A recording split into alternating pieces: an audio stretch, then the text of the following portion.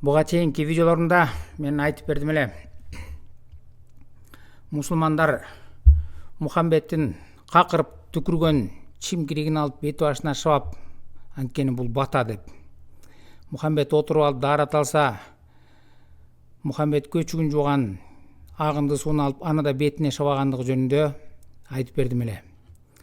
Ал эле эмес, Мухаммедтин сийдигин да ичсең бешикке чыгасың деген мусулмандардын, сунни мусулмандардын окутуусун айтып бергем.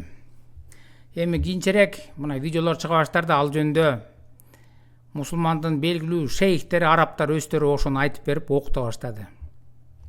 Аны YouTube'га кирип антитеррор деген чечендердин каналына кирсеңер, исламдын чыныгы жүзүн ачкан, ошондон көрөсүңөр. Муну ачсак, бул жерде айтып берип атат шейхи.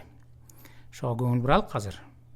Праведников, кроме нашего пророка Мухаммада, алейхиссалату вассалям, и только, так как на это пришли шариатские тексты. Является дозволенным для нас, чтобы мы получали баракат от реликвий пророка, алейхиссалату вассалям, которые являются его частью. Человеку дозволено получать баракат от его слюны или пота, как это достоверно пришло в хадисе, что когда пророк, алейхиссалату вассалям, выплевал слюну, то его плевок подхватывал один из сподвижников и растирал его по своей коже. То же самое касается его пота, сподвижники собирали его, а затем умощались им. Также это касается его волос. Пророк, алейхиссалату вассалям, разделил их среди своих сподвижников, и некоторые сподвижники взяли их и искали в них барака. Однако это относится к особенностям пророка Мухаммада, алейхиссалату вассалям, так как после него нет никого, от кого можно было бы брать баракат. Мухаммедтен гана ушундай баракат же бата алганга болчу дейт. Анын түкүрүгүн алып же терин алып бети башына шабап, анткени бул ыйык киши, ушундан бата алабыз деп. Ал жөнүндө кененирээк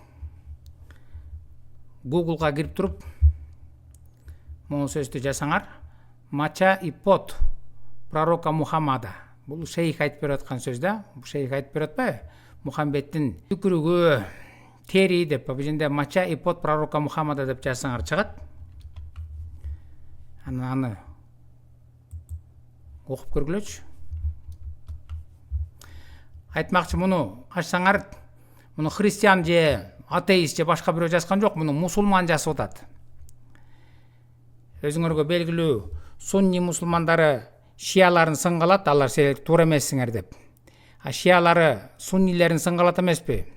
Саягы бул жерде шиясы болсо керек, суннилерин сыңгалып жазыптыр да. Орусча өзүңөр да ачып окусаңар болот, бир нечесин окуп анан которсок кыргызча. Мына дейт. Продолжаем тему о преступной деятельности суннитских богословов. Суннилердин кылмыштуу богословия же болбосо окутуусуна көңүл бурсак дейт. Анан андан ары улантып атат да. Андан да мындай дейт. Но баштардан мурда. Но перед тем, как начать, я хотел бы попросить не читать эту статью тем из вас, которые могут в данный момент обедать или просто перекусывать, чтобы, не дай бог, ничего не случилось. Окурдан мурда силерге айтып коеюн, эгерде тамак ичип атсаңар же бир нерсе жеп аткан болсоңор, муну окуп агыла дейт. Анткени жүрөгүңөр айланат. Бул сунни мусулмандардын окутуусу дейт. Итак, начнем дейт. В книге Канз аль-Умма лиль-Мутакки аль-Хинди, глава 7, страница 85. Бул жерде шия мусулман жөн эле айтпай, бүт кайсы китеп экендигин, кайсыл главада, кайсыл бетте экенин айтып берип атат да. Ада сказала, что женщина Салим месила тесто из ромк.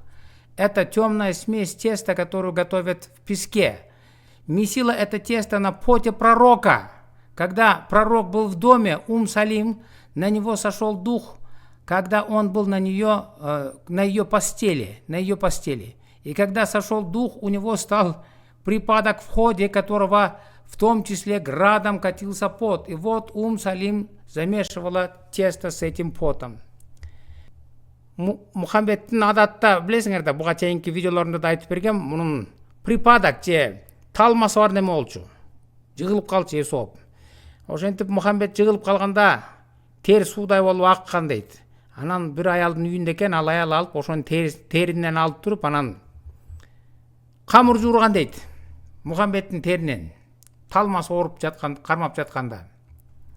Кийинкиси А вот еще теперь уже знакомый нам Бухари, Сахих аль-Бухариде, том 4, страница 1505.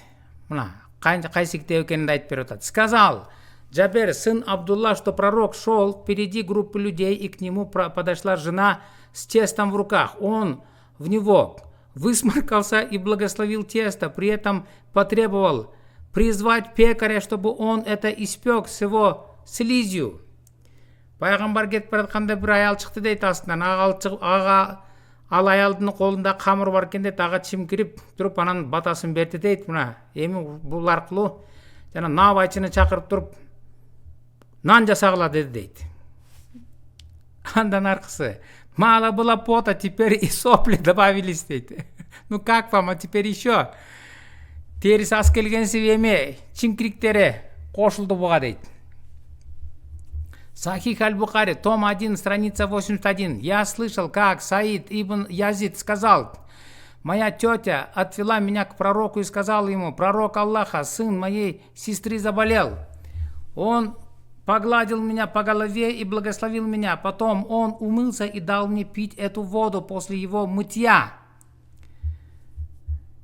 Балалар айтып тұр Мұхаммедке: мен ежемден баласы ауырып атат, емне алам десе, Мұхаммед тазике жуынып тұрып, анан ошол жуынған кир суусун берди дейт, мен моо менен барыкла ушуну берип ичирсеңер анан айыгат деп. Башка китеби Сахих аль-Бухари, том 1, страница 81 дейт. Когда пророк совершил омовение перед молитвой, люди дрались насмерть за грязную воду после его мытья. Это подтверждает и шейх аль-Хувейни. Пайғамбар даарат алганда анын агынды суусуна талашчу дейт. Бири-бири менен мусулмандар мушташчу дейт. Ошонун агынды суусун алып алып, дагы аны менен бети башын шыбап. Андан кийинкиси: но идем дальше, еще раз посмотрим на достоверные хадисы имам Бухари. Сахих аль-Бухари, том 4, страница 1573. Пророк попросил чашу с водой и помыл с ней руки и лицо, пополоскал ей рот и выплюнул в нее. И, обратившись к ним, там было 2 человека, сказал: пейте из нее, и потом сказал им: остальное вылейте себе на лицо. Они сделали, как он сказал. Мұхаммед екі кишини чакырып, дагы бир тазике жуунуп, ал турмак оосуна суу алып чайкап түкүрүп, анан жанагы экөөнү берди дейт. Ме ичкиле дагы арткан бети башыңарга куйгула десе, экөө ошондой кылды дейт. Муну буга чейинки мен видеолордун биринде дагы хадистерден бери көргөзүп ачып бергем, эгер көргөн болсоңор. Андан ары в сборнике Маснат Ахмед ибн Хамбал, часть 4, страница 318. Абдель Джабар ибн Ваэль сказал: отец мне рассказывал, что пророк принес чашу воды из источника Замзам, высморкался в нее, выплюнул и сказал ему: пей. Дагы бир хадисинде айтат дейт, мына бул жерде бир адамга Замзам суусун алып келип, ага чимкирип түкүрүп туруп ме ич деди дейт. Эми буга, как говорится, no comment дейт. Эми буга эч кандай комментарий кылбай эле коелук дейт. Андан ары подтверждает истинность хадисов шейх аль-Хувейн. Благословение соплями пророка — это самое мощное благословение. Аль-Хувейн далилдегенде хадисинде Мухаммедтин манкасы бул эң күчтүү бата дейт. Объяснение Сахих аль-Бухари, Али ибн Баталь, часть 1, страница 291. Сопли пророка для мусульман милее мускуса. Мухаммедтин манкасы мусульмандар үчүн жөн мускустан дагы жакшы нерсе дейт. Они дрались за их получение и после получения намазывали ими лица и руки как благословением. Анын Мухаммедтин манкасын какырык түкүрүгүн алыш үчүн жөн эле мусулмандар бири-бири менен мушташчу дейт. Кстати, сунниты и соплями прокололись. Вот их богословы доносят до нас свои рассказы. Муснат ибн Хамбал, часть 1, страница 179, сказал Амер ибн Саад, что его отец сказал: я слышал, как пророк сказал: если кто-то из вас высморкался дома, то будьте аккуратны, чтобы его слизь не попала ему на кожу или одежду, а то будет вам вред. То есть человеческая слизь вред, а слизь Мухаммада не вред. Бұл енді суннилердің қарама-қарсылығындағы айтып отады. Суннилердің оқытусына лайық, егерде адам мұсылман чимкіріп атса, же түкіріп атса, киіміне тибеш керек екен, антисе бұзылады дейді. Ал эми Мухаммедтікі бұзылбайбы? Мухаммед қақырып түкіріп атсаңыз, бет башыңарға шыбап атсаңар. Андан барған сайын житкенішті. Мындай дейді. Питье крови пророка. Мұны мұсылман шейхтердің бары білсе керек. Бұл дағы белгілі хадис, барыстың білет. Мухаммедтің қанын ичу жөнінде. В газете Аль-Масри Аль-Йом, египтянин, сегодня от 23 мая 2007 года сказал главный муфти Египта. 23 мая 2007 жылы Египеттің башқы муфти мындай деп айтқандай, шейх Али Джума. Когда пророк дал Абдулле ибн Аль-Зубейру немного своей крови после хиджамы, кровопускания вакуумным банками. То есть он выпустил кровь летом и сказал ему пророк: закопай это, а позже спросил его: где ты это закопал? Тот отвечает: в самом лучшем месте. Пророк говорит Абдулле: так ты ее выпил? И после его утвердительного ответа сказал: воистину ты теперь не попадешь в гиенский огонь. Кровь пророка защитит несчастного от огня ада, как видите. Мухаммед өзінің күн ысықта қанын шығарып тұр дейді. Анан бір идишке шығарып тұрып, жана бір мұсылманға беріп тұр, алып барып төк деп.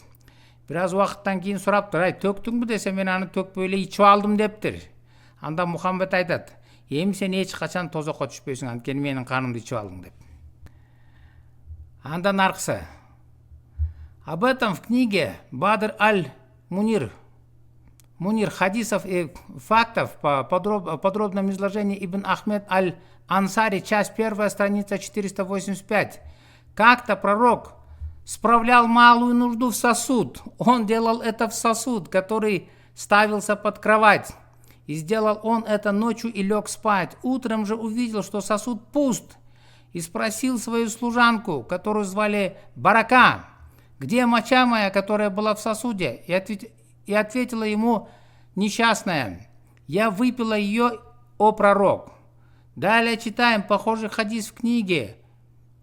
Мухаммед жатарда түн ішінде тұрып сыйчуға гаршогын жанына қойып жатшы дейді. Ошол гаршогуна түн ішінде сыйып қойып тұр, аны bir musulman ayal алып тұрып ичип салып тұр. Ертең мына сураса аялдан: каякта мени сийдигим десе, ичип салдым дептир анысы. Далее читаем похожий хадис в книге о живых науках религии.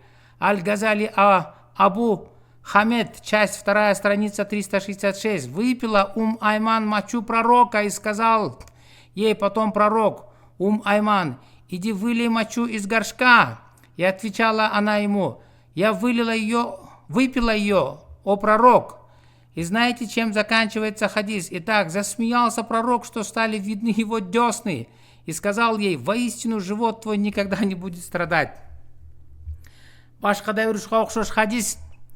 Мухаммед гаршокқа отырып сийіп тұрып беріп қойса бір аялға, ал ичип алып тұр. Эмне кылдың аны десе, аны ичип алдым десе, Мухаммед ырсайып қатқырып күлді дейді. Күлгенде оосунун бүйлөсү кошо көрүндү дейт. Тиштери бүт көрүнүп, десны дейт, тишинин астынан бери көрүндү дейт. Ичип алганына. Мухаммед мусулмандарды борушунча шылдыңдап турду. Какырык түкүрүп, сийип, чечип туруп анан алар ичкенде каткырчу экен да. Барган сайын жиркеништүү. Эми андан аркысын окуп көрөлүк. Сказал шейх Ислама бин Хаджир: все более увеличились доказательства святости испражнений пророка, и он воистину непростой человек. Мына барган сайын мына бул далилдер дейт. Ал Мухаммед жөн киши эмес болгон, андан чыккан нерсенин баарысы тең.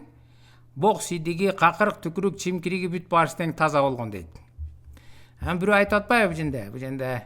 История Джирджана от Аби Касима аль-Джирджани, часть 1, страница 526, рассказал Ибн Джабер ибн Абдуллах аль-Ансари, сказал я пророку: мечтаю я увидеть, что вышло из тебя, чтобы съесть это.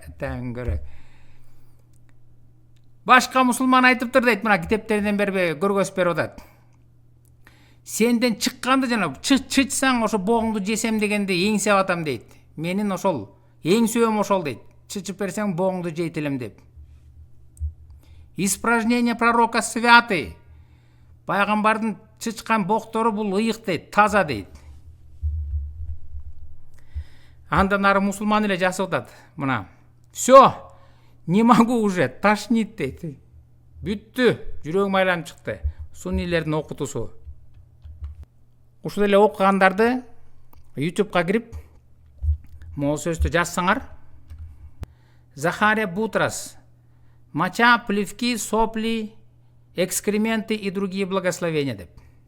Жазсаңар, бул жерде видеодон бул дагы исламдын чыныгы жүзүн ачкан адам, ислам жөнүндө бүт бул жерде эмнелер жазылса, ошонун баарын айтып берет. Атурмак шейхтери тастыктап айтып берип аткандарынан бери. Муну айтсаң, мусулмандардын танат. Ой, жок, жанагы ал дарат алган суусун аны жөнөкөй эле кумгандын ичинде артып калган сууну ошентип талашкан деп. Мен силерге мунун баарысын далилдеп эле бир эле хадисин көргөзүп берейин, калганын өзүңөр изилдеп алсаңар болот. Мына, силер өзүңөр көрүп аткандай экрандан. Сахих аль-Бухари 376. Бул мусулмандардын өздөрүнүн расмий сайты sunna.com деген. Ошондо айтып берип атат мына. Пророк совершил омовение. Я видел, как люди нетерпением брали использованную воду, и кто набирал ее, растирал ею свое тело. Те, кто не мог набрать, брали влагу с чужих рук. Мына бул жерде айтып атат. Пайгамбар дарат алгандан кийин ал көчүгүн жууган агынды сууну дейт. Мына использованную. Көрүп атасыңар да экрандан, агынды сууну алып, анан бет баштарына шыбачу дейт. Ислам дини силерди такыр маңкурт кылды го, ар намысыңардан айрып. Силер дагы Мухаммедтин тушунда жашасаңар ушуну кылат белеңер.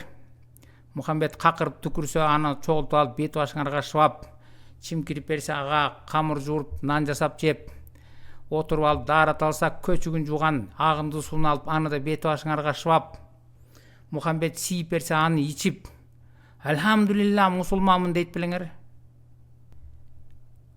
Буга дагы күнөөм санап атсаңар, мына алым молда кенин айтып атканын угуп көргүлөчү дагы.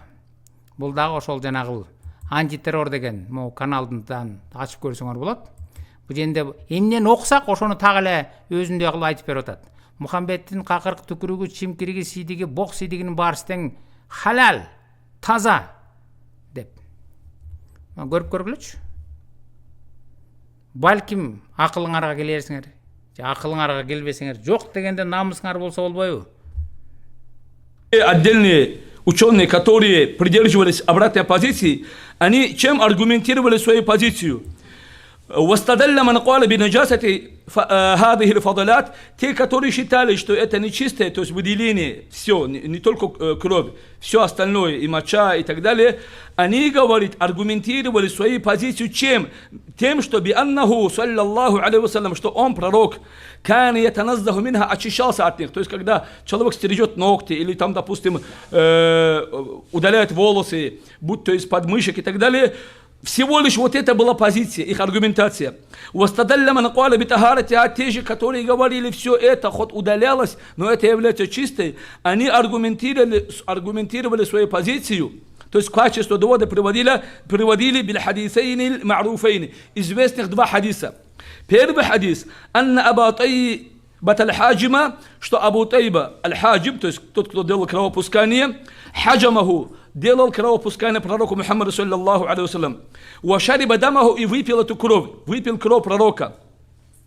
Валам юнкир алейхи, и что он, то есть пророк, не порицал его за это. И второй хадис, ва анна мраатан, и что одна женщина, шарибат бауляху, выпила его мочу, саллаллаху алейхи вассалям, пророка, фалам юнкир алейха, и он ее за это не порицал.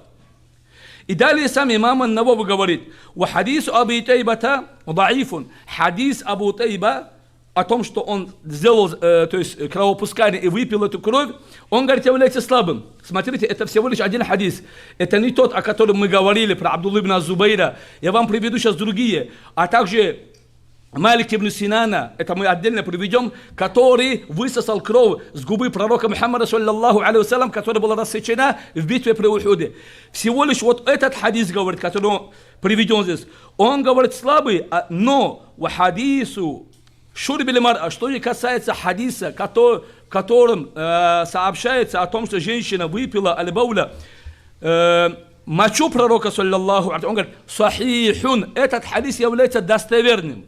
Кафин этого достаточно фил ихтиджаджи для аргументации позиции ликулли фадаляти относительно всех остальных выделений, будь то слюны, крови, пота и так далее, киясан, как суждение по аналогии.